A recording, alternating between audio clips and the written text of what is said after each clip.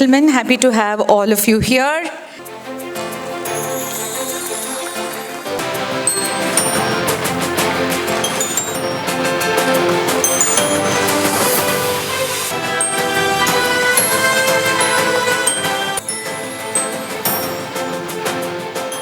I encourage all of you to actively engage, exchange ideas, and take back insights that will strengthen your leadership in the boardroom. It is both an honor and a privilege to address this gathering at the Western Region Conclave 2026 of the Institute of Directors. I commend the Institute for curating a platform that brings together such a distinguished cross-section of leadership to deliberate on a theme that is both timely and consequential. The theme of today's conclave is the Directors' Dialogue, Redefining Responsibility in 2026. If you think that technology is going to be the way and jet factor, China is doing it the wrong way. Amartya Sen has said, China, you need to follow. I'm saying you don't follow China. China is going the wrong way. It will collapse. It will be fragmented. Chinese economy cannot, stand long as a single economy. It will be fragmented into, I've seen 2 phases, 3 parts and then 7 parts. I've elaborated in my Vedic economy 24. And why the reasons are given. It's not only the autocracy versus democracy, but also the intrinsic factors of the economy, which is a participation is needed. Master Rama had called 7 people only. They were the 7 companies, with Matsushita having given the leadership. And they could make it. That said that you are invaded by the West. Now you have to penetrate to the West. Look West, penetrate West with whatever you have got your brain. Apply that and get into that, and you got it. It's not only the, TQM, leaders or the TQM masters who made that happen, but the spirit of the nation which had made that happen. We need to nurture that spirit now. I think now is the time that India can come forward and come on the top of the world, and others are getting, now Third World War has started already, though it's not announced. It's not going to stop just that. It has to continue because it's a struggle on the position of the source of power. So it will continue. So we have to find out where can we focus on further, introspect further, dig out further, identify further, and then grow. I come to the bank in my own car, and in my entire tenure, I have refused to take directorships on other boards. So, to build an institution, it is the ethics part, which you rightly said, is something which is to be focused upon. And I'm sure that those who follow these principles, which the distinguished members are going to talk about, you can scale up your businesses in a sustainable manner.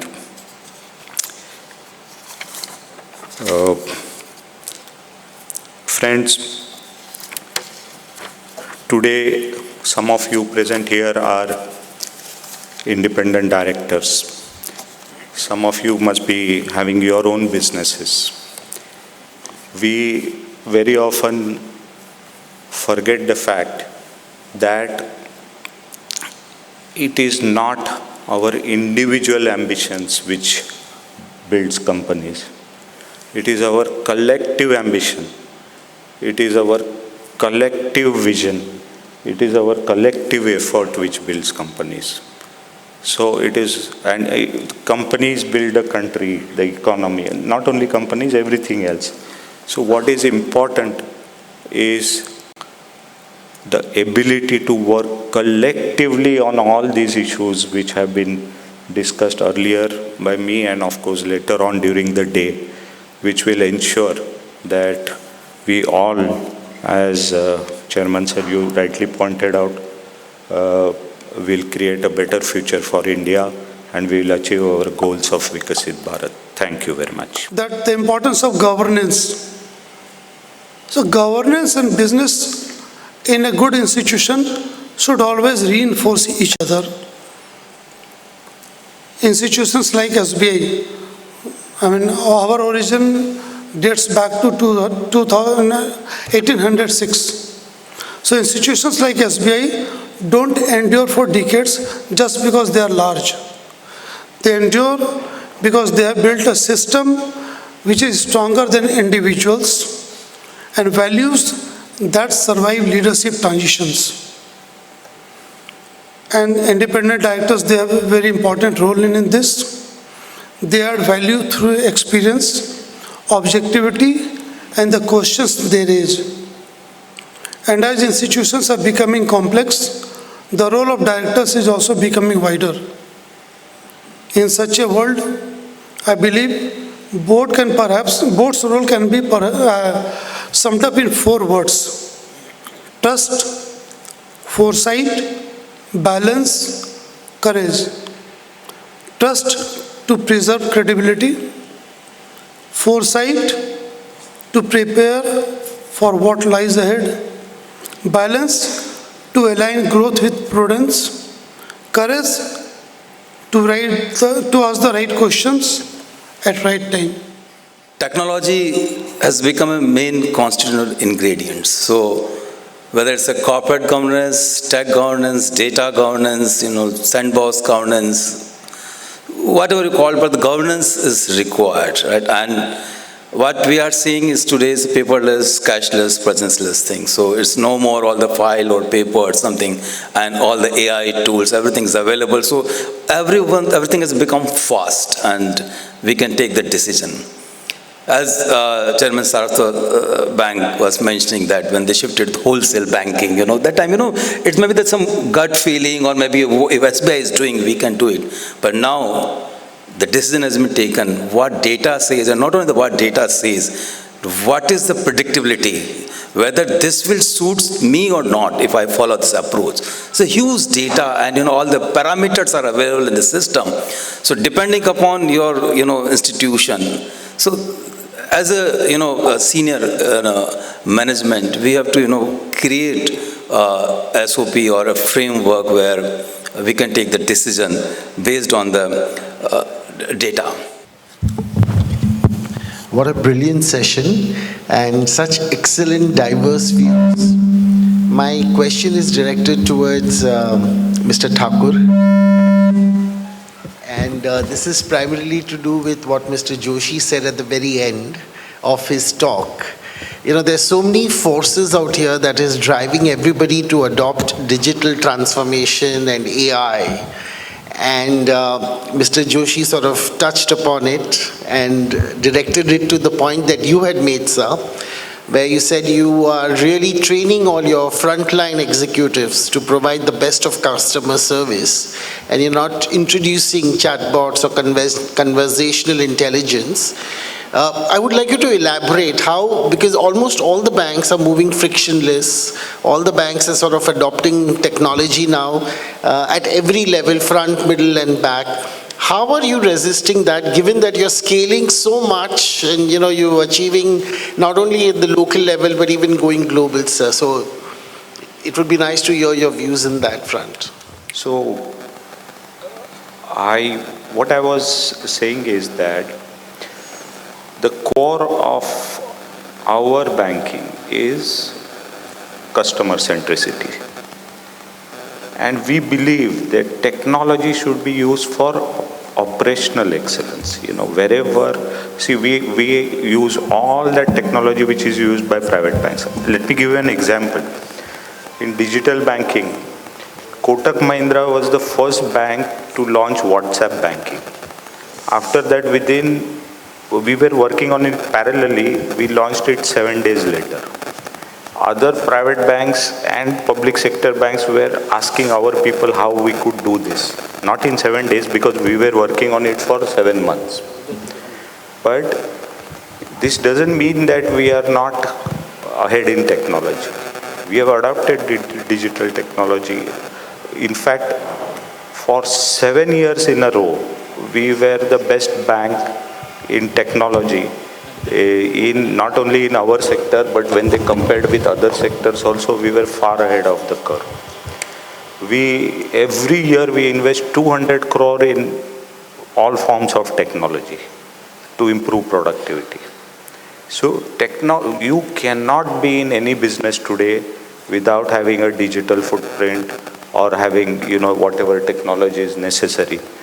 But there is something which we believe very strongly, that ultimately you might use video conferencing, but you need a person at the other end who will give you a reply. And as chairman, the last point which Joshi sir said, that I take stock of all complaints throughout the day, because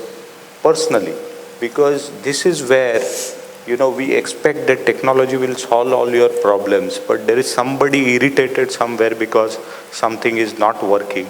And if that person, after his hard days of work, has written a mail at 10 o'clock, and I respond to him at 10:30 at night, then he feels there is somebody there who is responding to me. So the human touch is something which should not be lost at the altar of technology. Thank you, sir.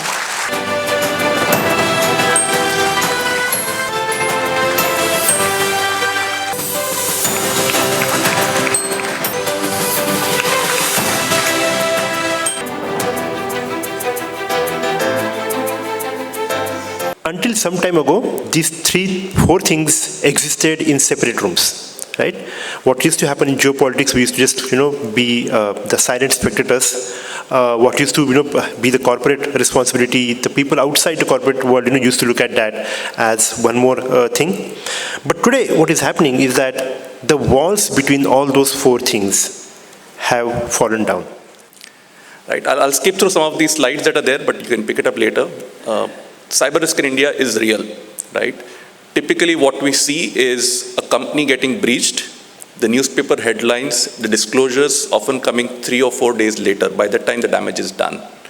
These are not simple statistics. This is what professionals like me have been seeing in our daily lives every day. Typically Friday is the day when even my wife knows if something is going to go wrong, it will happen out there. Why? Saturday, Sunday, markets are closed, and everybody wants to disclose it on Monday. So use the Saturday, Sunday for making sure things are right.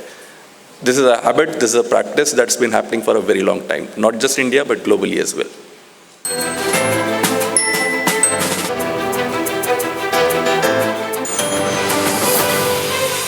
There is that lingering question left behind in the room. And that question was, in our mind, did we merely comply or did we truly govern? Ladies and gentlemen, this question in my mind defines what financial governance in 2026 should look. It's not a question which has come in 2026, but it is a question which demands more clarity, more action, more execution, more evidence from 2026. And that's why I believe, with our fellow panelists, it's very relevant today to discuss this question. The structure of our panel is changed right now, and that demands a huge round of applause because now comes the entertainment part of the session today. I'm going to play a game with all of you. How many of you would love to play a game with the 3 experts here? Yeah? Are you okay for a game? Rather than me asking you a question, you can imbibe your industry experts on it. This game will have 3 rounds. Right? The rules are set by me in conjunction, inside that we stand between lunch and the past. So the rules of the games are very simple. There are going to be 3 rounds, 3 questions each. All right? In the first round, you are only allowed to answer in 1 word. Only 1 word answer for every question. Each of you will go in this order, will reverse, will go, you feel your choice, right? I'll explain the second round later on, but in the first round, it's a rapid fire round, 1 word answer. Are you game for it? Everybody okay? Can we start? With your permission, sir, ladies? Good. First round, try to keep, we will clap, everybody will clap the most if you find that word as punchy and fast. The faster, finger first, punchy, we get more applause, okay? My first question to you, starting from you, Shweta. In one word, what frustrates you most about board discussions on financial governance? Yeah, thanks, Vineet. I think the lag or the delay. One word. So lag. Lag? Yeah. Okay. At least in the beginning there will be more applause. Jaya? Transactional. Transactional. Fantastic. Compliance, maybe. Compliance, okay. So that's a good start. I think I'm going to give you a clap for compliance. That's bold.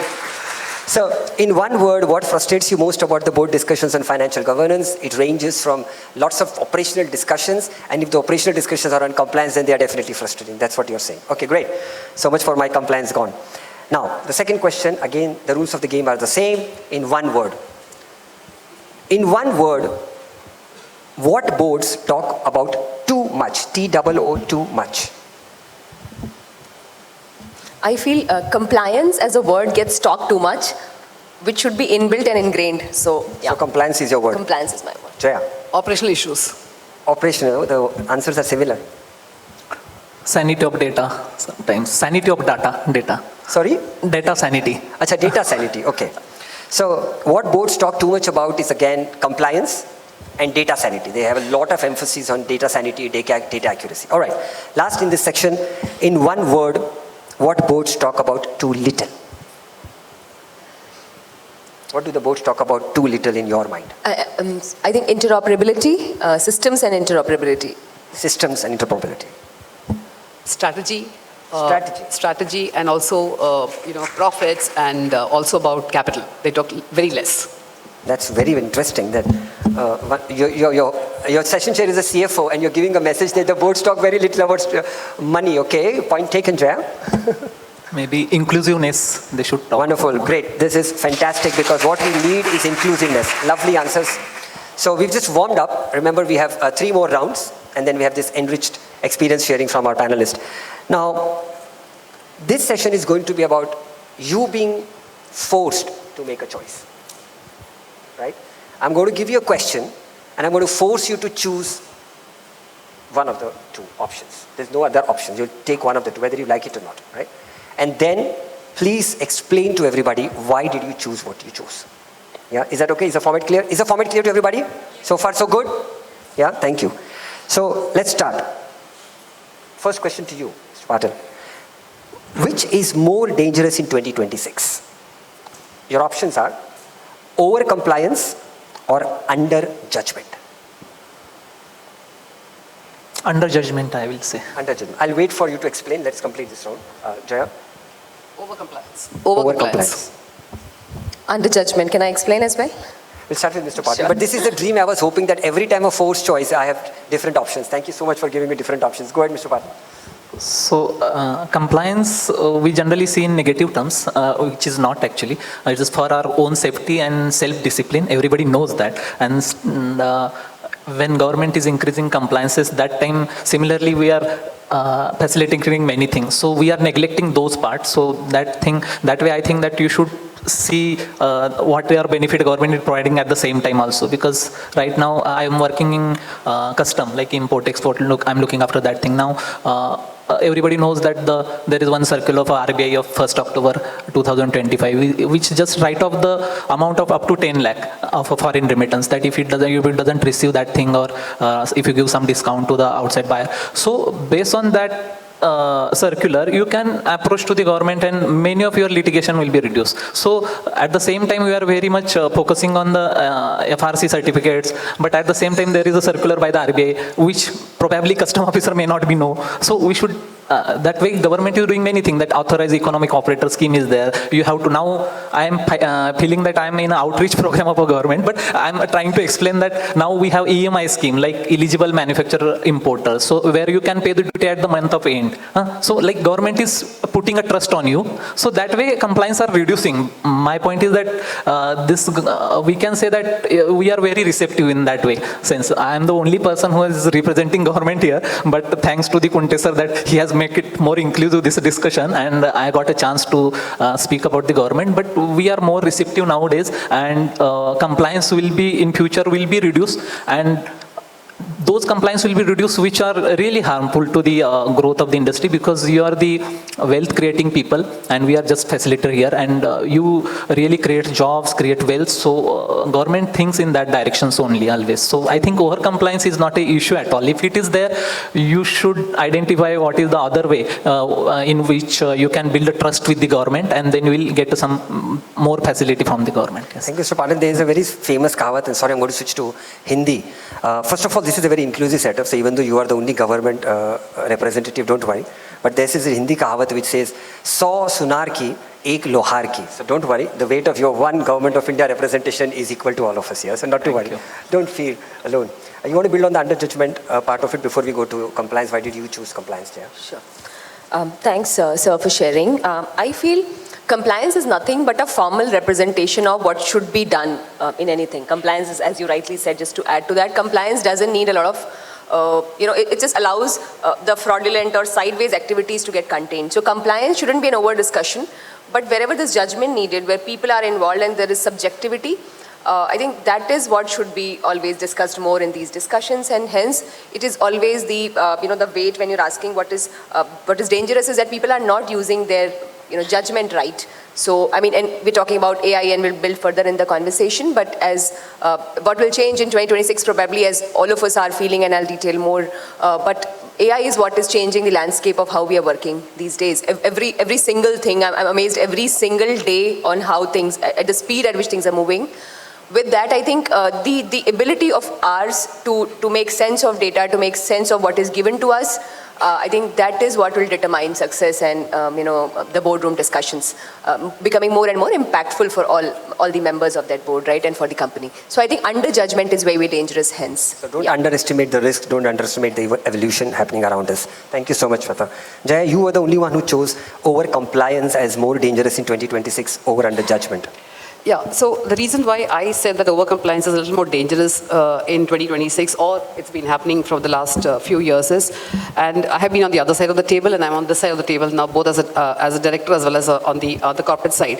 The moment there is a circular that is issued and it is released, there is so much of rush and push to get that implemented without not realizing what is the impact. Is it going to get you business? Is it going to be a, you're going to kind of reduce the operational risk? Nothing. You have to implement it. Policies get done. The whole conversation, the board conversation, everything revolves around compliance. Is this compliance really required? How do you implement it? Nothing. It's just about policies and getting it implemented, which is seeing the sequence going forward. The moment there's a circular which is issued, there is a lot of rush to get it implemented. The point that I was trying to make is it's going to be dangerous, isn't how many of them sit across a table to understand the impact of it? What needs to be done? Is there something else that can be done to make sure that you make money and not just be compliant? Being compliant is critical. Making sure that you have risk mitigations in place is important. But at the same time, you cannot do it at the cost of business, at the cost of the organization's profitability. Which is where I'm saying that too much of conversation about compliance can lead to being over compliant and at the cost of your business and profitability is my point. Thank you so much, Jaya. You are re-emphasizing the point that anything done in excess is going to be harmful. That's a nature's simple law, simple rule. All right, let's shift our focus. Remember, we are in the second section, forced choices, right? The next two questions will be rapid fire, right? And then we'll go to the third section. So I'll start with you, Shweta. The second question, forced choice. What should a board fear more? A regulator's notice or a front page newspaper headline? Front page news headline any day. That spoils, the impact is quite high. Yeah. No, I have a very different view. I think a regulator's notice is very important because front page is a 2-day story. A regulator's notice actually can cost you business. So I think a regulator's notice is anytime important than a frontline page. This is by far the biggest applause. Thank you so much. We are in a competition. Who's gaining the maximum applause, right? Of course, front page, because that compliance part and, regulator notice is not a big deal. That I can assure you, because I'm signing a lot of them. With you, sir. I think, yeah. I will tell you that in the initial years of my service, I issued, that time service tax was there, and I issued a notice to one of the renowned economists of India who actually contributed in a GST act, and he called me that, "Arey beta, why you have given me notice? I am not the evader, tax evader." I said, "What happened, sir?" So I have issued many notices, I am not given. So sir was independent director in many companies, and that time service tax was on the director's remuneration. So I assured sir, it's my bad, and I have signed, but I assure you that I will immediately withdraw it. I will do adjudication today itself, and I will send it back. So he sent me his data, and when CA came and he submitted everything, and on the same day I said, take this adjudication order and go back to the sir first. So that way, notices are not to be worried about at all. That I can assure you, because everybody knows that we are now going for the direct tax code also. GST, we saw a huge reform last October, September. Now there are 2 slabs only, and direct tax code. We are decriminalizing most of the offenses. So most of the times when we issue the notices to the company used to say that, please don't put a fine, penalty. We are ready to pay the duties, whatever taxes you are, because actually you are working for a government. While collecting the indirect tax, government can't collect the taxes from everyone. So we have given a responsibility that while you collecting 100 rupees, please collect my 10 rupees also, and please submit to us. So that way you are working for the government. So that mindset should be always with the officer, and it is always there. During training also, we are trained that there are many things, but I should speak whatever I believe. I think that, because they always say that taxman is like a honeybee collector. He should have attitude like that only, that he will collect only small portion of a tax without hurting the business.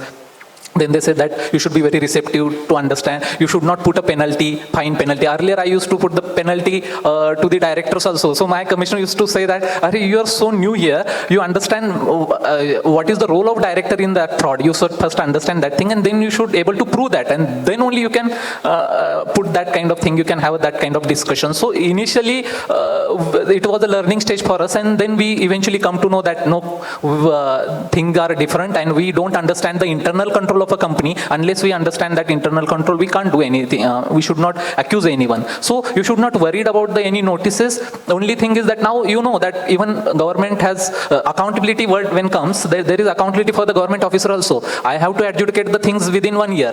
So we have lost thousands of notices in the high courts recently, because in Custom Act it says that you have to adjudicate the show cause notice in within 1 year.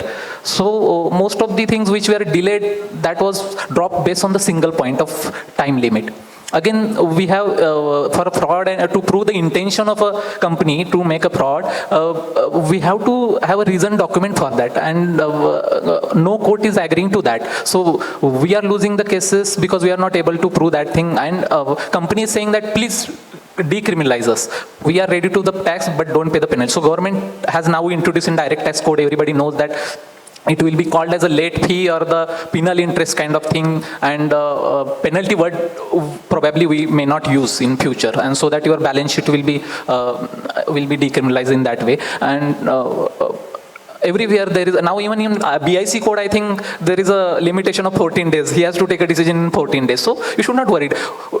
When notice is kept pending for the years without taking a decision, that is the bad thing according to me. Otherwise notices are like just for the correction. It is like a review and correction model, you can say. Earlier, before GST, there was a review and correction model. You file a return, then it comes to me, then I will correct it also, and I will discuss with you whether you want to say that the same sale and same tax structure in your return. Then if you are agree, then I will say okay. So that way it was a review and correction model. So don't worry about the notices. Don't even afraid of any notices.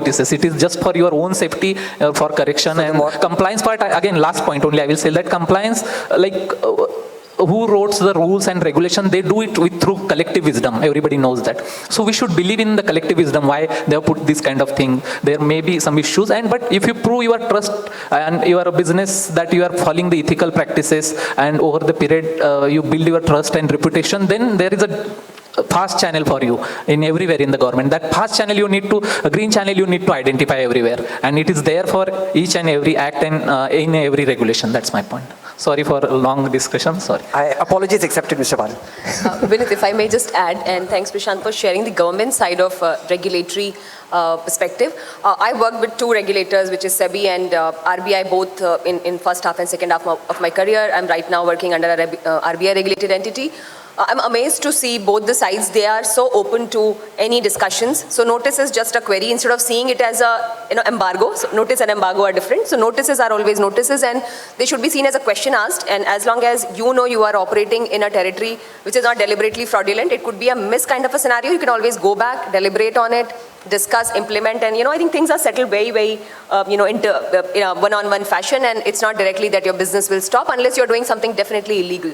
So I think hence notices should be seen as a query because they are also trying to make sure that everybody's interests are protected in the system. So I think notices hence are always should be seen as a query, and you have an opportunity to engage with the regulator and a chance to clarify. Yeah. Thank you so much. Vineet, I'll just chip in. I have two people writing on either side of me trying to justify the fact of notices versus the front line. No, I'm not changing my stance at all because I have been getting warmed up. I'm not changing my stance at all because I have been doing the job on the other side as well as this side. So see, the point that we're trying to bring in over here is that notices is not just about someone asking a query. When we talk about notices, we're talking about serious guidelines or notices that are coming from the regulators. And Mr. Patil, we all come from a BFSI segment, so we have a big regulator called RBI sitting on us, and that's where all these conversations happen. So I still stay with my point. That's what I wanted to make a point over here. Thank you. So we don't have a clear winner, right? Whether it's a regulator's notice or front page newspaper headline. But one thing is for certain, everybody will agree here. Those who not agree, please respectfully disagree by showing your hand. Show of hand. That if you ever want to get a notice, please go to Mr. Patil because he'll sign and withdraw it immediately, right? So we definitely have a win. Oh, she disagrees. You want to sign a notice, ma'am? Okay, last question in this round and then go to the third round. Remember, this is a forced choice round. This time we will only choose. That's it, full stop. The question is, better governance comes from better data or better questions? We'll start with Jaya. The question is, only one word. Better governance comes from better data or better questions? What do you think, Jaya? Better questions. Better questions. Yeah. Mr. Patil. Yes, almost better questions because we seem to be converging now, Mr. Patil. Shweta. Better questions any day. Better data is a given. There's no better data. Data is data, has to be right. I have to admit, I have disappointed all of you because I finally have a question which the panelists on the same. That question should not be recorded in your minutes later on, Geeta. Thank you so much. We move on to round 3 very quickly, and this round is hypothetical round. But because we have such a big wisdom here and we have even more collective wisdom to judge, this should be interesting paradox if I can create one here. This question is going to be formed in a manner which says, if not this, then what? Right? We're not talking about romance, we're talking about compliance and governance beyond romance, right? So let's not lose the plot here. If not this, then what? So the first question to you, Mr. Patil. If financial governance is not about more controls, then what is it really about? Let's keep really short so we can have more conversation also now. If financial governance is not about more controls, then what actually it is about? It is about self-discipline, I can say. Self-discipline. So self-regulation. Self-regulations. Wonderful. You should have good internal control in your organizations, because whenever we go for audit, we come to know that there are many weaknesses in internal control which lead to the further notices. And because there is no intention to the fraud. No? Because even industry, we see that industry is always in nascent stage, then mature, then senile. So government generally try to give benefits to the like startups, things are there. We give many concessions and taxations in initial stage. So there is a scope that you do whatever you want. We are there to back up you. Then that comes to mature stage where it is supposed that you should know all the rules, regulation, compliance, and to try to contribute to the economy. And then came to the last stage. Which is the notice. Notice. Then the last stage is the notice. Notice. Yes, but now many reforms. Like presently, I'm working in for the IT backend of a custom, which handles the IT software of a custom. So I can say now whole governance is about the IT, because my mindset has become that only e-governance can solve all the problems. It's not about the notices and all these things. We should. I think I'll go to Jay. I'll repeat the question again. But very important concept which just got introduced in the room, which I think we didn't touch directly, is about self-governance and about self-regulation. We don't have to look outside, right? We have a lot of responsibility and accountability inside. Thank you so much. Jay, I'll repeat the question. If financial governance is not about more controls, then what is it about really? It's more about the shareholders' interest. It's about profitability of the organization. That's what we work towards when it comes to the good conversations in the boardroom. So now, if you all remember, Jaya's introduction was when Geeta said she's on multiple boards. You know why, right? If you have Jaya on your board, then you are definitely going to create more value and more dividend for your shareholders. So that's now I know, because all your answers tend to go towards how do we make the company more profitable and how do we maximize the That's why you invest societal. in companies, right? That's why the investors invest. Thank you so much. Shweta, you remember the question? Yes. Thank you. Go ahead. I think not more controls. Why? Because the system should be designed keeping in mind these compliances. They shouldn't be enforced after the act has come in. Compliance is not on top. Compliance has to be ingrained in the e-governance and technology systems such that it's a part of the design itself. Be it data privacy, be it any kind of controls. Those should be within the system so that the guardrails are there and you don't have to stop after the notice has come. So it should be. Depends on who signs. Thank you, Shweta. Second question, again, if not this, then what? Again, requesting you all to keep it as short as possible. If the board packs keep getting thicker, what actually should get thinner? I'm going to start with you, Jaya, first. If the board pack keeps getting thicker, what actually should get thinner? Discussion on critical matters get thinner. No, I'll repeat the question. If the board pack keeps getting thicker, yes, what should actually get thinner? See, what should get thinner? Yeah. Okay, so if the board, I thought it was the other way around. I thought you said what is getting thinner. Okay. Latin. So if the board pack is getting thicker, then what should get thinner is your question. The answer to that point is that the need to discuss on the operational issues, the need to discuss on the transactional piece should get thinner, okay? Because then the focus is more towards business, focus is more towards ensuring that your operational risk is in, you have a proper compliance in place, you have a proper board discussion on profitability, etc. So these things where right now the focus is getting more distributed will get thinner. Thank you so much. I'll go to you, Mr. Patil. If the board pack keeps getting thicker, what should actually get thinner? Thinner, I will say that the wall should get thinner between higher ups and lower people. Wonderful, well said, absolutely well said. You want to move away from an hierarchical decision making to a more inclusive decision. More inclusive. Thank you so much. Shweta. I would say the decks are thicker. You have all the systems to help you read it faster. The time to react or time to insight should get thinner. So insight sharing, should be thinner. Thank you so much. Last question of this section, I'll start with you, Mr. Patil. If risk committees cannot catch everything, where should boards place their implicit trust? You can pass to your neighbor if you want to make her life difficult. Yes, it is difficult in me because I think it's their prerogative, risk committees, and we should believe in them. If they say that that's enough, we should stop there. Okay, take it. Maybe. Jaya, you want to try that? Yeah. So if the risk committee, if you're telling that the risk committees cannot catch anything, then where should you place a trust on? One is the trust has to be placed on the disclosures which the organization is sharing. And second, I think strongly, and this is my view, the culture of the organization. Fantastic. So these are the two areas which I think we should look at. Shweta? Yeah, I think it is similar to what I said earlier also. The risk committees can't catch real-time systems like payments and trading at the speed at which they are going. It's the systems which will allow them to monitor better. It should be within the system architecture, the design of the system itself. That's where the emphasis should be more, and it should be caught at that layer. Yeah. Thank you, Shweta. So just to summarize again, if risk committees cannot catch everything, where should the boards place their implicit trust? One is culture, one is inclusive decision. From my perspective, let me add one more thing. I learned it from the days here in the morning, in the courage of management to speak early. That's, for me, I learned something, one of the qualities which the board, fourth quality was a board member must have courage. And courage means ask the right questions in a respectful manner. So that leads to true conversation. So that brings us to the closing question. Yeah, that's a fourth round. In the spirit of the discussion, this question is not going to be like, what do you feel about it today? But it's going to be slightly more difficult. The question is, complete this sentence honestly. Yeah? The word honestly is bold, italics, and everything.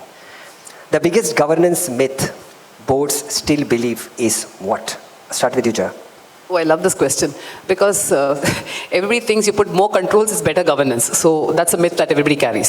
So you are saying the myth still believed in the boardrooms as per you more is controls, more the controls, better the governance. Better the governance. Wonderful. What about perfect synopsis of our theme, why we have to go beyond compliance. Beautiful. Thank you so much, Jaya.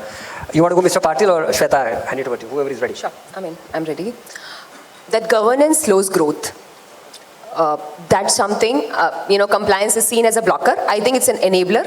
Nobody will block you if your systems are engineered in such a way that you're taking care of all the existing compliances, existing regulations, doing the right ethical things.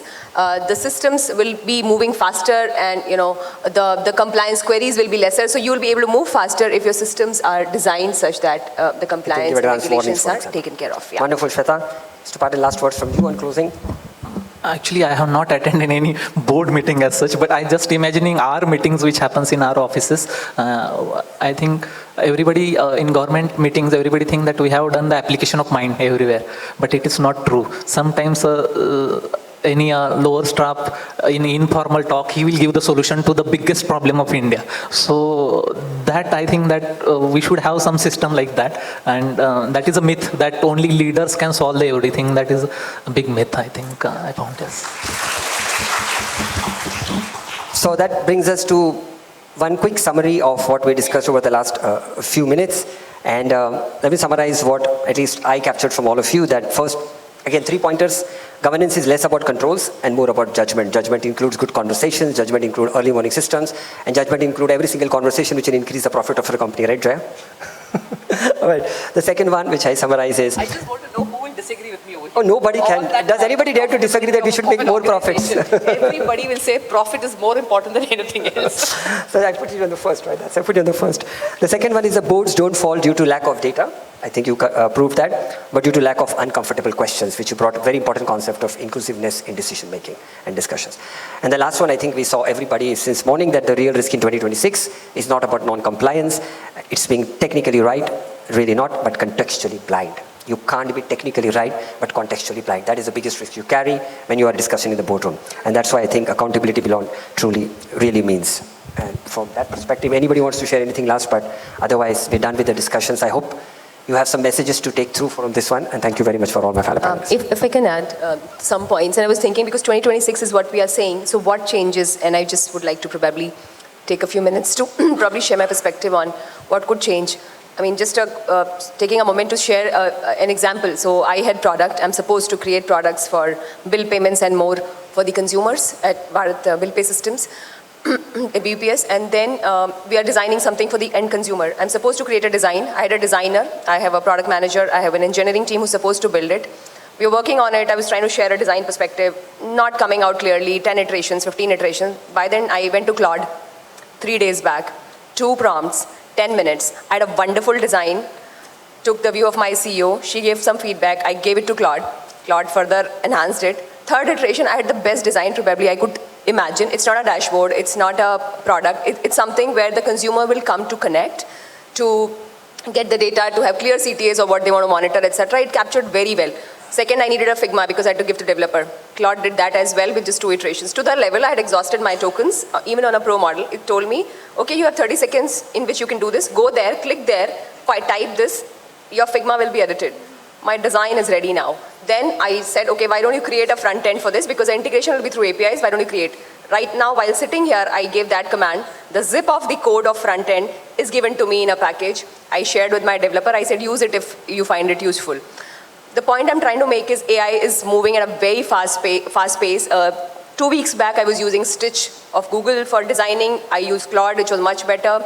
ChatGPT without, I know these names are sensitive, but essentially everything is moving so fast these days. Every other day, the other tool is better than the previous one that you were using. With that, I think the boardrooms also probably need to move in that direction with data access being faster. Instead of having the board deck, imagine in 2 years, maybe it will be an access to a system where the documents are uploaded, or you have all-time access to ask questions basis what is given to you. So I think the most uncomfortable thing for directors is that you are accountable for what is happening. You are really responsible for rather what is happening in the organization, but you have visibility in parts. And how do you really bring that impact that you safeguard the organization by creating the frameworks which will safeguard everything, which will bring profitability with less time given, but how can you be most efficient? I think AI is really the thing that will help us do these things more and more effectively. So I think that's my kind of closing in what could change in next 1 or 2 years in the board governance side with my limited knowledge. So yeah, thanks for listening. Just a closing point which I would like to share is a few years back I was on the other side of the table, and I used to go to the board meetings as a corporate banker, as a banker on the other side. we used to get very irritated with the questions that would come on the board. They would ask questions, they would deep dive in the questions, and most of the time we would look at each other and say, why the hell are they asking these questions? Why can't they just understand these? Coming on this side of the table, the question then, what comes to our mind is, you're being accountable. You need to know what is happening. You need to ask the unheard questions, unseen things that you have to ask. It's not just about the pack, it's about what is beyond it. What is that hidden noise that you need to hear is very important. So when there is a presentation which says, okay, here it is, pack up and go. No, it's not pack up and go. It's asking what more. Are we missing something which is being told, which you're not hearing it out? I mean, that's where I think the ears and eyes have to be very, very sharp about when you're an independent director. And it's not just about 2026. I think the world, as she mentioned about AI, life is just changing. So if you don't adapt to the changes, you actually will struggle in the boardroom. So I think that's the last piece of sharing of things that I wanted to do in the room over here. Thank you. So I can say in one sentence that we, government, want your participation in everything. Like suppose we put some draft acts and draft the change, whatever changes we are, draft amendments we are in the public domain. That time, most of the time we forget to give a comment. So your comments are so valuable because government is so receptive that whatever you want to say, you can have a chance to say that time. So please participate in that, whatever draft notices, draft acts are, which are in public domain, you should comment on that. That will solve most of the things. And whatever issues you are facing, there is a channels to meet the people, that if it is not solved at one level, there are L1, L2, L3. So we should use it. In fact, now you know that e-governance is everywhere. You need not to go to any office at all. That even government of Maharashtra has a Aple Sarkar kind of thing, where they have clearly said that you need not to go any office. So, but right now what madam was saying, that whether we have done the user acceptance test of that module software which is we are seeing, we should participate in that. Most of the people don't participate in that when it is being designed. So UAT should be done properly. Then whether UI is tech friendly, trade friendly, we should be able to see. Your comments are required. So most of your comments should be for the e-governance, whatever the government websites are there, whether they are complied with the section 4 of the RTA. So these kind of things, unless you put a point, unless you write to us, we can't improve. Most of the things improves only when trade raise some issue. So that is the reality, and that way I will say that please participate in that. Please try to use as many as government websites, as many as the application they have developed. They have developed thousands of applications, and there is an interplay between all the acts and rules that you should understand. That if you are doing a compliance for ESG or whatever targets, then it is related to the other parts also. Taxation, what are the benefit in taxation if you follow the ESG rules? So these things you need to discuss, and you always you should do the treaty shopping, notification shopping. That is because government wants that you should take a benefit out of that. Now we are going for that Indo-UK trade agreement. Even with the USA, we are having improving the situation. Then next 2 months we'll have Indo-EU agreement also, trade agreement. So we should learn that thing, and you should give your comments so that it will be more beneficial to you. So I will keep to that only. Thank you. Thank you so much. Any questions from any of the participants? Yeah, we'll maybe allow just a couple of questions. Yeah, thank you so much for excellent deliberations. Now, for a large conglomerate corporate entity, especially for listed entities, we already have a stakeholders relationship committee meeting, CSR committee, risk management committee, audit committee, and these are all statutory committees of the board, correct? So, and of course, there are responsibilities cast on the KMPs.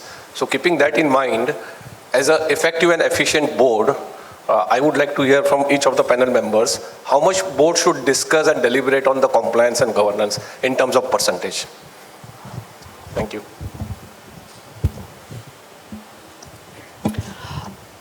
That's, I think that's a very valid point, because that keeps getting debated in the boards also. How much time should we give it for all these? So I think first and foremost, what is critical is all the board members must come ready reading the documents. Most of the time, half the people do not read the documents that are shared, and the time gets spent in discussing what is in the document. So usually, every board member should read the pack, should come ready with the questions, or put the questions to the team earlier so that they come ready with the answers. That brings you to a point where you discuss critical and what needs to be done further. Where you struggle and where most of the boards struggle, I'm not saying it's generic, but most what I hear from people saying is, the pack gets discussed in the board.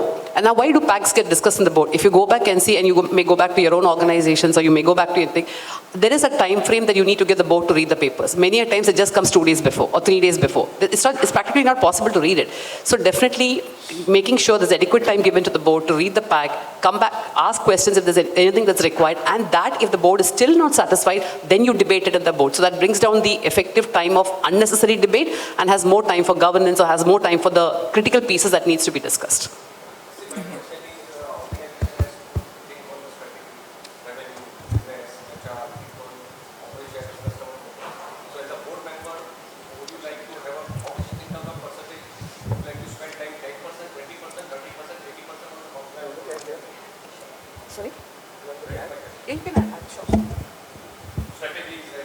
I can share from my experience of being in the board for a few quarters now.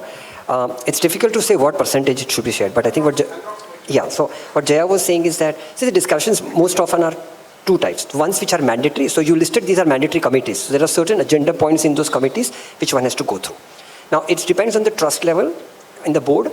If the trust level is very high on the controls of the organization and on the openness, transparency with the board, these tends to be substance over form. So you can really just tick them off, and then the rest of the time is dedicated to discussions on what are more important. So for example, if a go-to-market model is being changed in the company, it's not impacting from a disclosure requirement point of view that it has to be disclosed. But if the board has an open communication, in that board meeting for us, actually 40-50% of the time will be discussed with that, because we want to take the board's opinion and not because it's mandatory. So what it depends is in the culture of the board and the organization. Typically the mandatory times can be adjusted with substance over form principle, and that can be limited to just tuck. Vineet, I'll also just add, because I just thought so it also depends upon what is the need of the hour. For example, let's say there has been, so I don't want to quote what has happened today, a few days back, but I'll just say, suppose there's a huge HR issue in an organization. Okay, that board which happens will devote a lot of time to HR strategy, because there's an issue in the organization and that has made a reputational impact to the organization. Let's say if the organization is going for funding, that board discussion will be more about strategy, funding. It also depends upon what is the crux of the requirement at that point of time. So that depends. So giving it a 40%, 30% may not be a right judgment, but it all depends upon what is the critical, crucial. Or if it's a normal board meeting, it's a normal board meeting. There's an equal time that is given on the thing. So it depends upon what is the crux of the issue at that point of time. Jaya ma'am, if I may add to what you're saying. I think, sir, to answer your question, I feel if compliance, and every organization, executives know what are the gaps in their organization. So everybody knows this is my area which I have not addressed. This is my area which I have not addressed in my organization. I kept it for later. I think if we can devote, let's say, 10 or 20% of the capacity of the organization every year to work on those proactively and not reactively, I don't think compliance need a discussion. You will just work on it as a track, and that will ensure that you don't get a lot of notices because you're working on solving those gaps that you know exist but you've not addressed so far. So I think why should time go in addressing compliance if you are making it ingrained in how you operate in your organization? I would say that's how I would look at that. Thanks. Okay, I have a question here, and it is addressed to those of you who have been operating on the boards. One of the things that we are looking at is that having discussed everything that was on the agenda in the board, how many in the boards ended with saying that these are the UAQs, unanswered questions? Is there any concentration, any focus put on that? It's also because you could word it in another way, which is areas of concern, which is not yet addressed. This is one part. The second is, there was some talk that would you leave everything to the risk committee? The answer is yes and no. But if that be no, then the board has a collective responsibility, and how many of the boards actually urge your directors to use your peripheral vision and not just your direct vision? The third one is a small point for Mr. Patil. He used the word senile organizations. You said people have grown, growth organizations, mature organizations, and senile. So if you could define senile. But I mean, the other two questions remain important. No, senile, I can say that BIC code is there. Now, some people want to wind up the companies because companies like organic, it has its own organic growth also. It will start, then there is a business, there is opportunity, then it will grow, it will go to mature stage, then it will start contributing to the economy in terms of the job creation, wealth creation. Then at some stage, later stage, it may die also in natural way because the because of some unforeseen conditions. Like now AI we are facing now. AI is some people think it is a threat to some companies. So because the market is changing, your leadership is not visionary, and so it is a natural thing. We should not criminalize those things that people are winding up the companies. It is a natural process, and we should respect that thing. But you should not target those things and let it be go in natural way, and you try to protect it through BIC code. That okay, let us say that whether it can be continued if it goes into the right hand.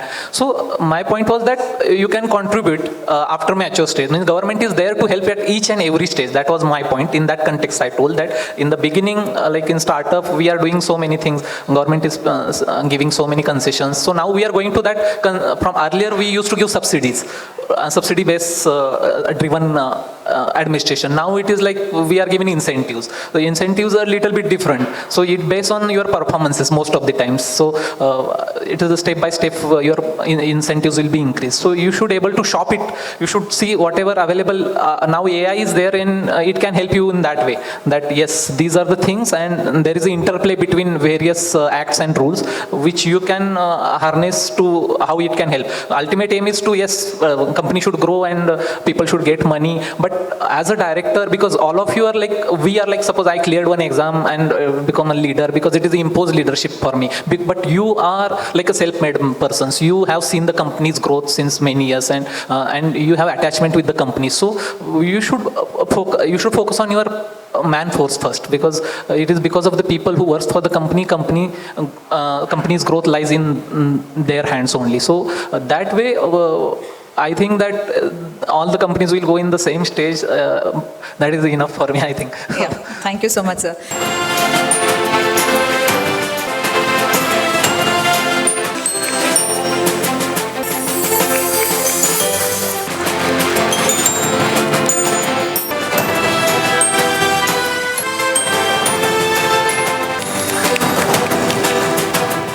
I had an opportunity to be a part of a meeting, a discussion with some senior dignitaries and board of directors, and I was having some discussion with a very senior director with wealth of experience, wisdom and knowledge who'd been practicing.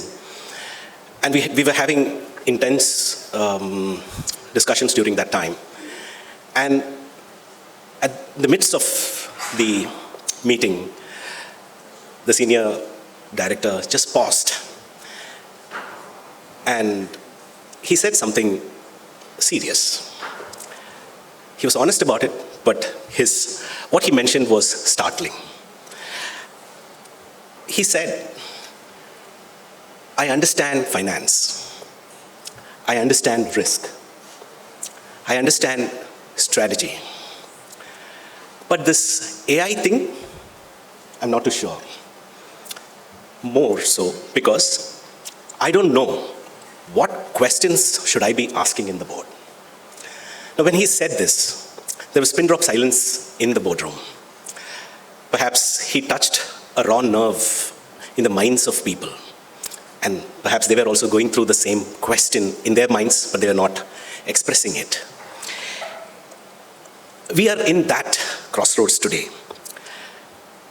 See, you see, as directors, they're trained to ask questions, trained to ask right questions. But now we are in a world where we're not even sure what kind of questions are right anymore, or what kind of questions should be asked. Now, that is a shift that we're seeing. So what it comes to is, we're not just dealing with governance gaps, we are dealing with understanding gaps. Now we're talking about 2026. We are seeing AI being all pervasive. And in corporates and in boardrooms, people realize that AI is not just sitting in the IT department. It is not just a department now. AI is quietly shaping decisions. It is influencing the outcomes. It is operating faster than the board oversight itself. Many times, the AI has already read the board notes before the board themselves.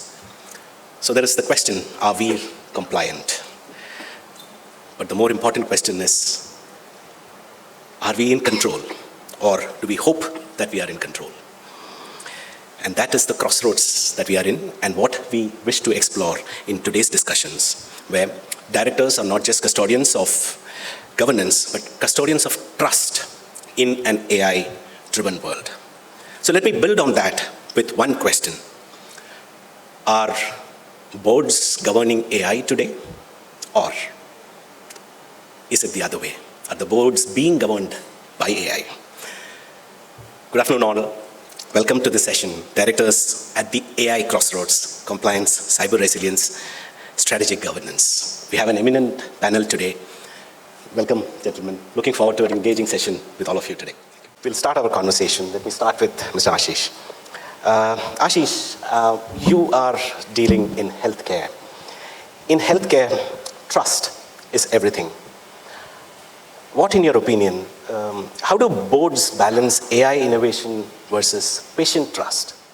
At the root of this, AI is heavy computational modeling. They're all models. What is possible today really is for us to run all those models on a compute base that we can really do a lot more than we were previously able to do. I mean, even back in 2020, there was a Nobel Prize given for protein folding using AI. DeepMind already developed it, DeepMind already did it. What is happening now is that this is coming to you and us in the consumer or the retail segment where we can do a lot more with it. With that, when you translate how you take those models and think about how boards or businesses need to think about it, one, I don't think it's any different from how you should be thinking about this, about your business model. In healthcare, and there's a Stanford model around this, and they say, you've got to think about your healthcare AI and everything that you're doing with it in terms of, is it taking forward the science of healthcare? Take, for example, the DeepMind work that was done. Is it advancing the practice of healthcare? And think about all the work that is done with radiology, for example. As a very simple example on radiology, there's a lot of startups and really good examples in India and abroad where you can do X-ray, CT scans and come up with very, very good results very fast. Or is it advancing the delivery of healthcare? And an example of that would be when our members or patients call into the call center, we are able to identify if someone says, I have a cold and I have a fever, based on the data of the patient calling in, we can say whether this call needs to be routed to emergency or a regular doctor. And our accuracy right now is about 97.7%. So if you can begin to just think about your business model, what are you really trying to do? And where are you beginning to apply AI? You can ask all the questions that you want. And the answers can come to you much faster, right? Fundamentally, it is models. Whether they're predicting something, whether they're generating something, or whether they're agentic and making your entire workflow autonomous. Yeah? What you have to be careful about is the quality of data. You have to be careful about the bias in data. And if you can manage that, and if you can think about your models, and you can think about how do you know what your confidence level is in the models, and that they're doing the right thing, then I think you begin to advance both innovation and trust in healthcare. And I'll stop by saying it's not just the patients. Trust is multi-layered. It's patients, it's the clinicians, it's the regulators. Everyone wants to know that this is a trusted system. So it's pretty complex in that sense from a governance. Thank you for that. So thank you for bringing in that trust element across the ecosystem in the healthcare. Now, let's transition from trust, let's move to resilience, because without resilience, trust doesn't survive. Let me ask this question to Mr. Bapat. Are boards underestimating the speed of cyber threats versus speed of decision making? Thank you for that question. AI is fundamentally transforming anything and everything which we are doing today. It is also transforming the boards, their decision-making capability. On the hindsight, it is also giving the attackers tools which are, with AI, they are able to exploit the vulnerabilities on a faster mode. So the speed at which the attackers are able to exploit, the boardrooms basically need to catch hold of that speed. It is not that the boardrooms are not able to catch. The gap lies between the decisions that are taken and the implementation that happens.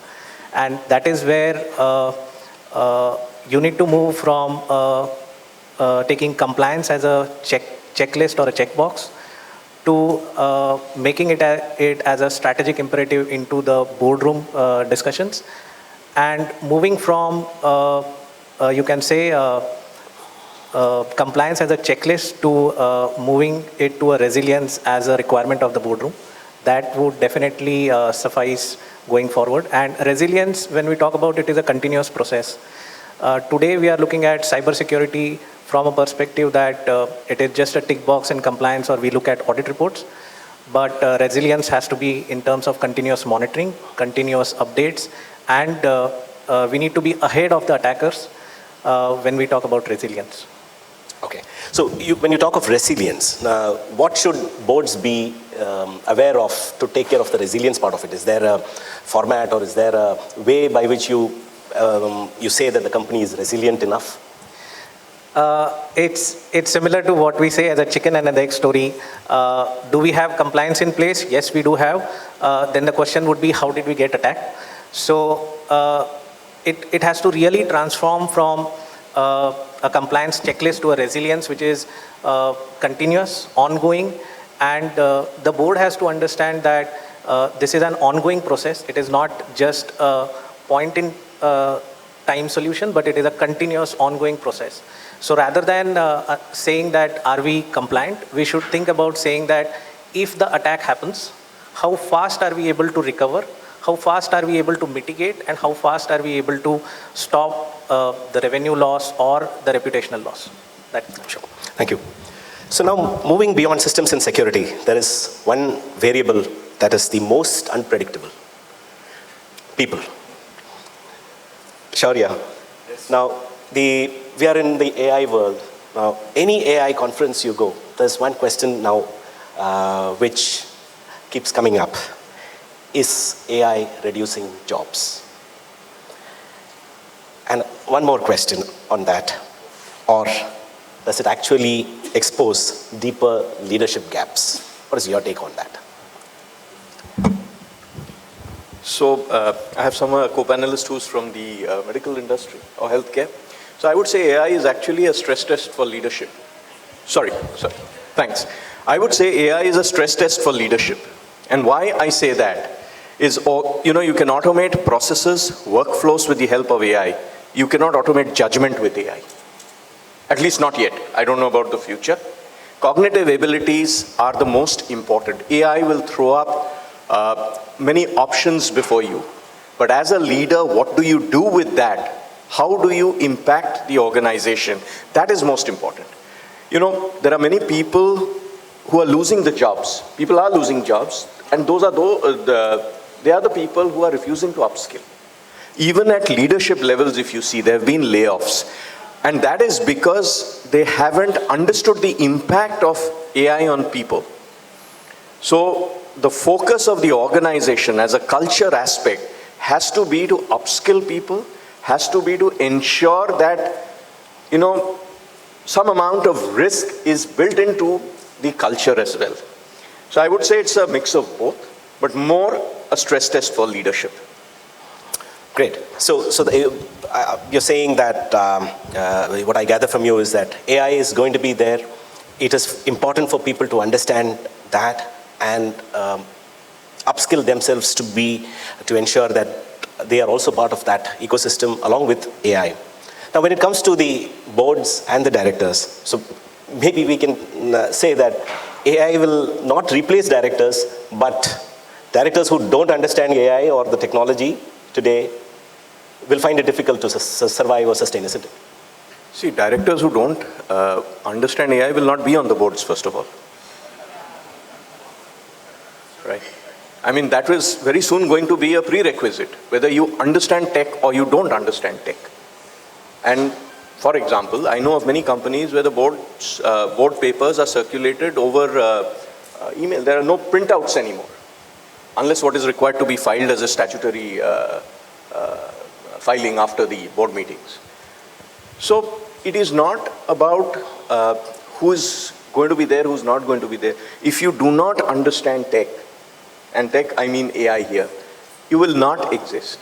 Because please understand something, sir, that by encouraging the adaptation of AI, we are also looking at the fungibility of people in the organization. I can tell you for us, there are people in our organization who are in a particular function, but because of upskilling have been moved into some other function. We've not impacted lives. Yes, when people have left, we may not have replaced them, but we've not asked people to go. We've ensured that they upskill and they are used in a fungible way elsewhere. Thank you for that. I'm sure all the directors are keeping a note of that as well. Now let's go a little deeper. So Ashish, from a healthcare point of view, if an AI system makes a flawed decision or a clinical recommendation, now where does the accountability sit? Very tough. Ultimately, let me give you an example from a study. At Stanford, they looked at about 1,800 decisions that AI made. 80% of them were wrong. At the NHS, they've just done an audit in 2025 in the UK. Every hospital system is using about 14 different AI systems. When they documented them, they were only able to document 4. 10 of those AI systems were embedded in software and systems that came to them from vendors. At least 80% of the hospitals in that study also say that they will adopt AI, but only 20% of them have any governance around it or have thought about governance around it. When something goes wrong with a clinical decision, the person closest to that clinical decision will be the first to blame. But when you think about these models, a lot of times they are just black boxes and there is no way for the clinician to know what happened behind it. There is conversation to say, would you think about attributing accountability like you would in the airlines industry, go back and look at the entire system and say where in the system did something fail. But at the end of the day, right now, it would come back to the hospital system and the clinician right now if something did go wrong. As a result, what we see is when we are implementing AI in our systems, our clinicians want to be very close to the systems that we're implementing. And again, the model that I spoke about, we want to be very careful about, are we advancing science? Are we implementing AI in the practice of medicine, or is it in the delivery? And we see a lot of examples in the delivery side. We see a lot happening on the research side. But when it comes to the practice, will AI prescribe the medicine? We do not do that unless a clinician will look at it. So does that mean that the accountability varies between the delivery side of it or on the practice side of it, or it's largely the same? It's a very difficult one, right? I mean, the impact of a wrong clinical decision is very, very high. And I think the entire system will, somehow get involved in it, but the board in the hospital system, which was the closest to it, will absolutely be held accountable. Sure. So, in your opinion, you may have the best of the AI model solutions with data in place, but a human oversight is equally important. Can we take it like that? Absolutely. And we hear about human in the loop a lot of times, and when we say human in the loop, and we almost talk about that as a panacea to say that, as long as human in the loop is there, things are going to be okay. The reality is that what is happening inside the model, unless you can break it down at the neural level and say what really happened, you really don't know. So the process that a board or an organization really needs to follow is pre-implementation of AI. How have you gone through the model? What is the quality of that model? What is the quality of the data set? And if you did research and trained your data on data in the West, can you really apply that here in India? Or if you trained that model here in India, can you truly apply that in the West? There may be inherent bias in that data. And if you've not asked that question before you go ahead and implement that AI, something's going to break. Yeah. And when you do deploy that, you have to be very careful about having gone through the process of testing the model. And there are tools available now to do some of that testing to say, what is your confidence in that model? And when the model hits the road, it will invariably hit the test of real-time data or real data, and the model will shift. Right? There's a lot of easy words that people talk about, hallucinations, etc., and make it all seem very difficult. But really, you had some data that you trained it on. Now you're going to try it on a real patient. It's going to change. Right? So you've got to manage it. As long as you're working through that process and you're doing all the right things, you have to continue to adapt, innovate, and continue to use AI to the best that you can. Be clear about where you're applying it, right? And then be clear about your processes and controls around it. Sure. Thank you.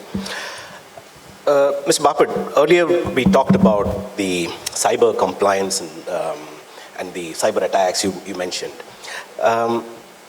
I'm sure most of the companies would have their compliance checklists and or their processes in place. If everything is compliant, can it still be vulnerable? And how do you move from cyber compliance to a cyber resilience?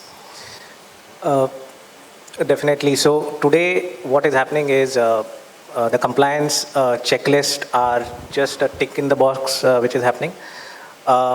The way the cyber attacks are being taking place across the IT systems of the companies is using the AI. So AI is able to fast track the blind spots which are there in the IT systems for the attackers to exploit it. Now, as a board, what we have to move is from a compliance checklist which is reactive to a proactive resilience measures. Definitely, even if everything is complied, it is still a possibility that you will be attacked. So, because today the IT systems have become heterogeneous, it is, you can say that the attacks would happen on the complete supply chain of the IT system. It is not only your own IT systems, but that could be, even if there are guardrails, it could be compromised by a vendor who is getting access to your systems. It is even the endpoints which your employees are using.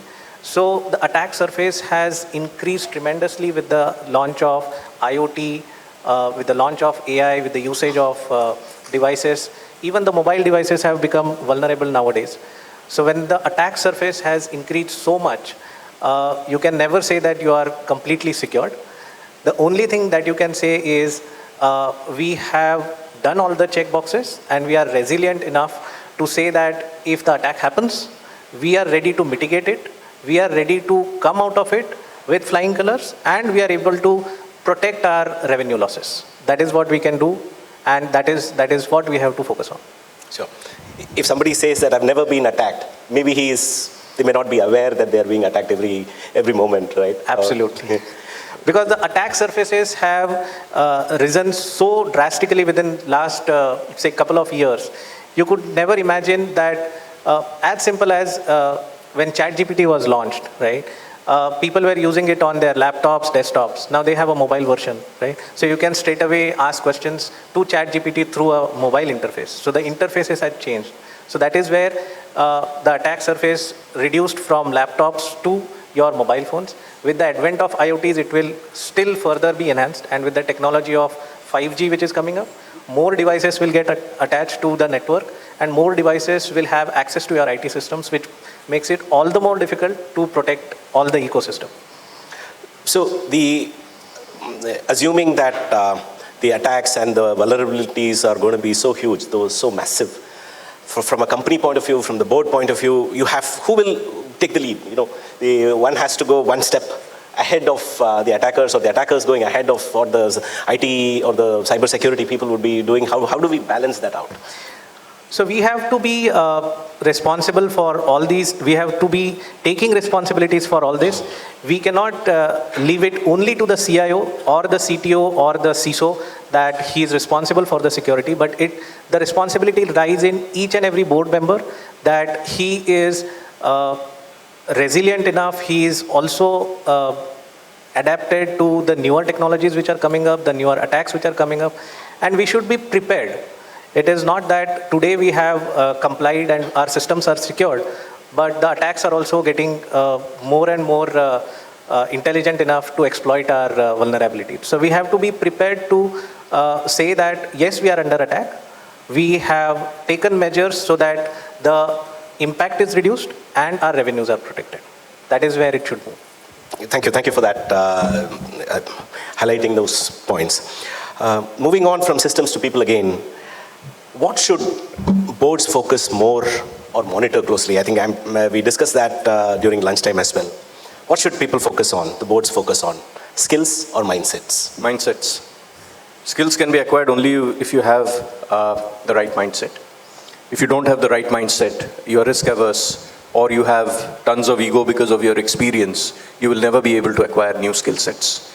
What is most important is experience today does not mean that you are Mr. Wise sitting anywhere in the organization. Because what we also need to remember is that the future of the workforce are Gen Zs, which we very happily call that they are a different kind of people entering the workforce. I somewhere think, yes, some of the things are acceptable, But at one point in time, all of us sitting in this room were newbies in any organization or any job, and we were also rebels perhaps. We learned the hard way. The learning curve has gone up significantly now. And earlier, the newbies were expected to learn. Today, it is the tenured people in the organization who have to learn. So monitoring mindsets is a key factor which all boards must do. Because the failure comes when you have some egoistic person who refuses to learn, who refuses to adapt, and by virtue of his or her position imposes a decision which is detrimental to a department, a function, a process, and thereby to the organization. So that's what I would say. Great.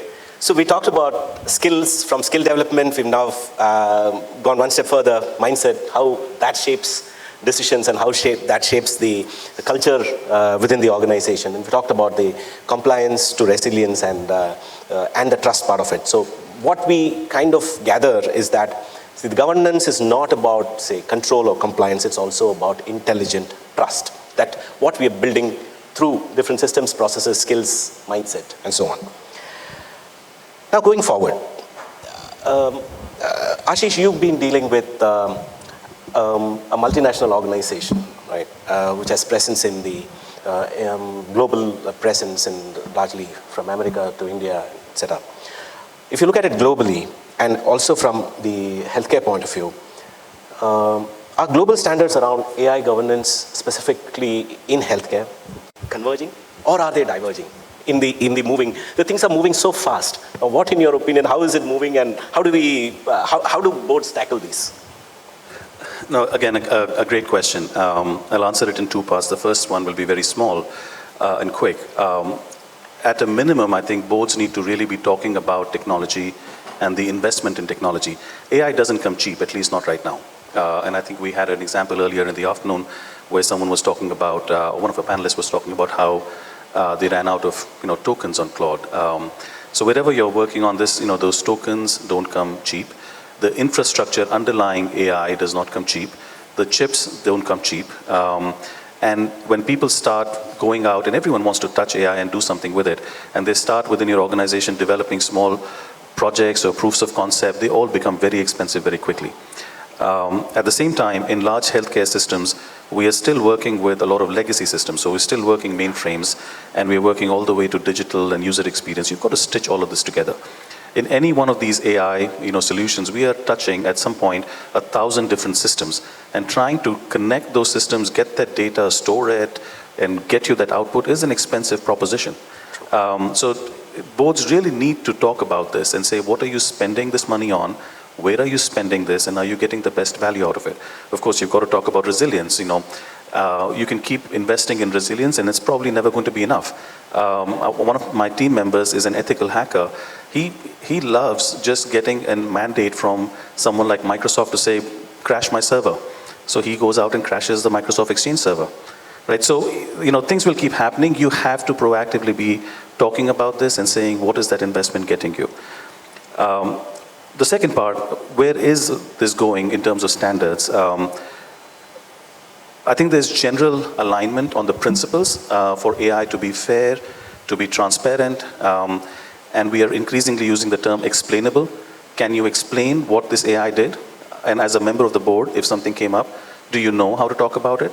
Are there people in your team who can tell you whether the AI that you're using is explainable or not? That I think is a principle that everyone is converging on. In terms of standards and regulations, they're all over the place. In the US, the FDA has a couple of them. There are NIST standards. There is another one that's come up from the University of Connecticut.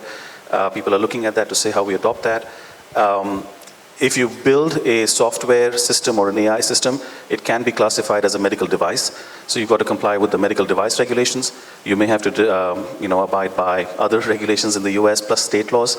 In the EU, you have the EU AI Act, which I think right now is the benchmark for what can be done. India is also doing a lot. You have the IT Act, you have the DPDP Act. There's also other standards that the IIT Kanpur has come up with for you to benchmark open source data and run your data set against theirs on an open source way and make sure that your data is good. You can do that. There's another framework called SAHI that has come up. So there's a lot that is coming up. Is there one? I don't know. ISO has 42001, right? You can use that. But there's a lot. There's a lot that is out there. Boards will have to spend time to say, what do they want to do? You will have to say, here is where we're going to place our bets, here is the investment we're making, and here is how we're going to explain our AI. Great. So that's a lot of new dimension and new thinking that the boards have to do to be technology aware and where the standards are moving globally and how we can be resilient. And talk of resilience, Ms. Bapad, what is one cyber scenario that boards are least prepared for today? So it is the connected supply chain completely, because for an enterprise, for the board, their enterprise systems do have guardrails, do have compliance checklist. But to run that ecosystem, they are connected with vendors, they are connected with external agencies, they are connected with external parties who provide them certain services. So it becomes all the more imperative that you are not only looking at your own IT systems security, but to ensure that the connected ecosystem is also secured so that it does not affect you. So in short, it should be like the compliance is for the regulators, but resilience is for the shareholders and the people who have invested in the company. Oh, that's really interesting. Now, we're talking about not just you don't look at your company, you look at your partners, you look at the entire ecosystem and also be accountable for that, right? So a few years ago when they talked about the ESG, when they were looking at multiple vendor ecosystems and things like that, now today we're talking about the technology part, which is an interesting point. I don't know how many boards are actually looking at the vendor ecosystem also as part of the community or and be accountable for. Actually, what the board should also look at is they should try to include all these parameters in the vendor contracts itself, so that the vendors also follow the compliance and the vendor systems are to a level protected so that they don't provide intrusion into the enterprise IT systems of the company. Great, thank you. Shaurya, now we talked about the leadership, we talked about the boards and the technology part of it. Now, how do we prepare boards or the leadership teams, let's look at one level below also, that are not threatened by AI, but augmented by it? So 3 things here. First is exposure before expectation. Now, leaders need to use AI. Probably get them familiar with what is AI if they aren't familiar as yet, and make use of the people in the organization who are familiar with it to teach them how to use it in their respective domains. And with familiarity, the fear will evaporate. So that is one part of it. The second is to reframe the identity. Leaders who say that I know this will always be in a particular circle. You got to move outside the circle. You got to understand that leadership is measured in the quality of decisions you make. And the more you kind of use AI, it improves your quality of decisions. And I'm saying this with experience. I've been using AI since the last 3 years, both at a personal level and at an organizational level. We've kind of automated many of the processes. We implemented a chatbot and all of that.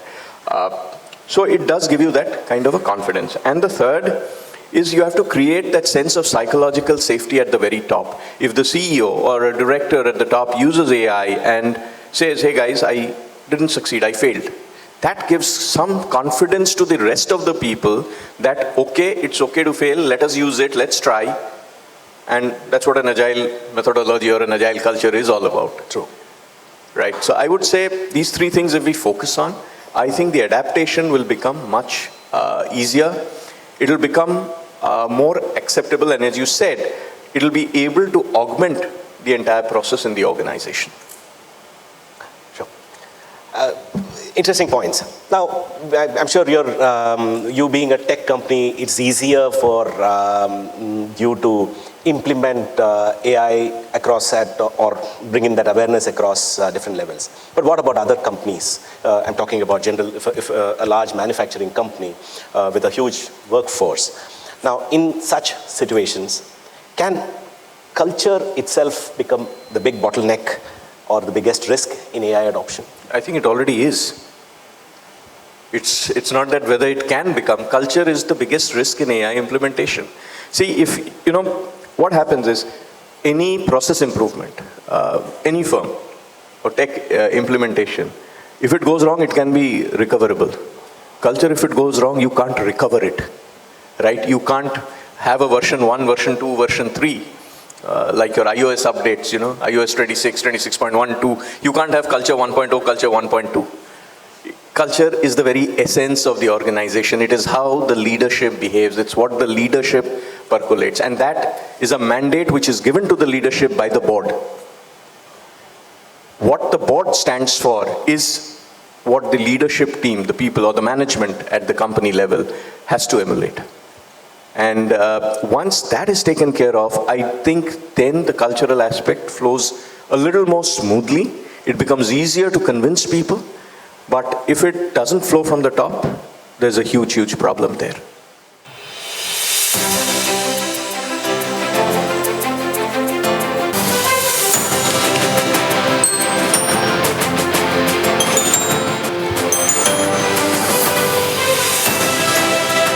Speakers with the mementos.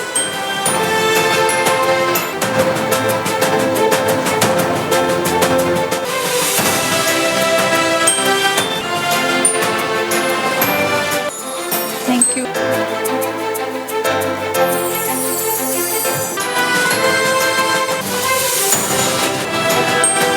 Conversations we have had today are not meant to remain within this hall. They are intended to travel with you into your boardrooms, into your decisions, and into the way institutions are shaped in the future. With that, I wish you continued success in your leadership journey and look forward to seeing you at future engagements at the Institute of Directors. Thank you and have a pleasant evening. Namaskar. We also thank our esteemed partners, namely Saraswat Bank, Gold Partner, Bitscore Cybertech LLP, Cybersecurity Rating Partner, Impact Sure Technologies Silver Partner, BSE Limited Venue Partner, the Resource 24/7 Media Partner, and Quality Management Consultants who are our supporting partner. And we thank all these people for their continued support to our programs.